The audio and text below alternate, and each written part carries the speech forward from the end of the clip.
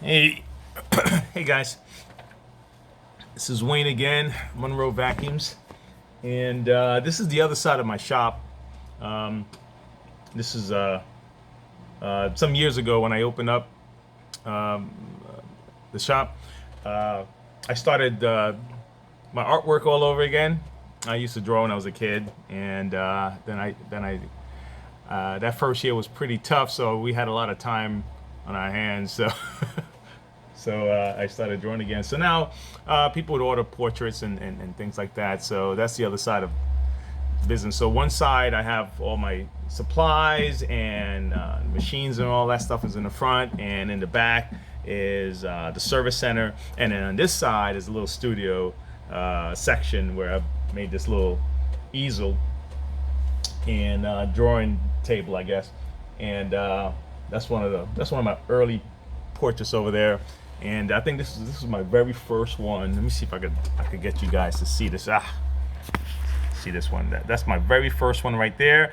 And that is one. This Tiger Woods one is one I just finished up. Well, I finished that. That's in pastel. The one below that is in charcoal. That's charcoal also. And I got some others, but anyway, I didn't make the video to talk about that stuff. I had a question that I'm gonna try to answer the best I can, and I get it a lot. And it's really, is it a good idea to repair my vacuum, or should I just buy a new one? And that's a question that is, although it seems pretty simple, like, you know, if it's gonna cost you more than a new one to replace your vacuum, then replace it. Okay. But then it also depends on how much you spent on it in the first place, right? So let's say you bought a Kirby, or you bought a Rainbow, or you bought a TriStar, or one of the higher end vacuums. Then yeah, it makes sense. It makes sense to repair it. It's like buying a car for $50,000 and it's going to cost you $5,000 to repair it. Repair it. But if you bought a car for $5,000 and it's going to cost you $10,000 to repair it, then you have a choice to make. If the car is classic, or if the car is a collectible, and you know that after repairing it is going to worth, $50,000, then while someone else is saying, "Guy, you bought the car for $5, you're going to spend $10 to fix it." That's ridiculous. To you, it's not, because it's going to be worth more afterwards. So there are nuances to answering that question. So it's all up to the individual, but it depends on the machine you have, and it also depends on how much repair you've done over the past, let's say, year or two. And if you're constantly in the shop, then you may want to consider cutting your losses on that one. But if you've had it for 20 years and you only had to do repairs twice, and just because you're feeling the itch to buy something new, then you're like, should I just get something new, or should I repair this? It's probably still a good idea to repair it, but your itch for something new might just be because you just want something new. It's not because it's not worth repairing. Okay? And if you feel like something new, then you can get something new.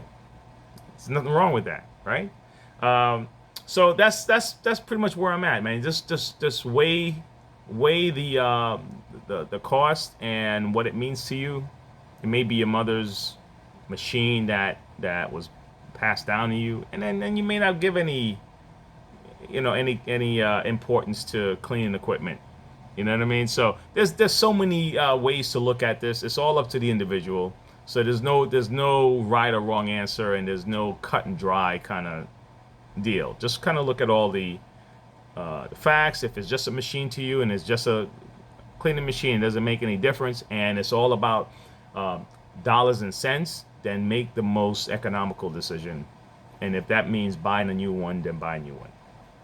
But don't buy a new one just because it's a cheaper one, because then you may find yourself in a worse situation where that one will break down, because there's no foolproof machine. Any one of them can go bad at any time. So you can replace an old one that you don't want to invest money in repairing, and buy something new, and that new machine goes bad. But if you have a good warranty, right? Then your only problem is the inconvenience. Because if the warranty is going to cover it, then you know you're not really out your money. But again, I'm just saying that there's no foolproof, perfect machine out there that's going to go without any kind of damage. All right, and that's pretty much it, man. That's all I have to say on that thing. Hopefully, if someone else asks me this question online, I can probably just point them to this video or something like that. Kind of save a few minutes of kind of breaking it down. But that's really all I have to say on that end. All right, so I'm gonna get back to my little project here, and I'll see you guys later. If you have any other questions, feel free to email, add a comment or something like that, and I'll do what I can to either make the video or answer your question the shortest way I can. All right. Okay. Until next time. Bye.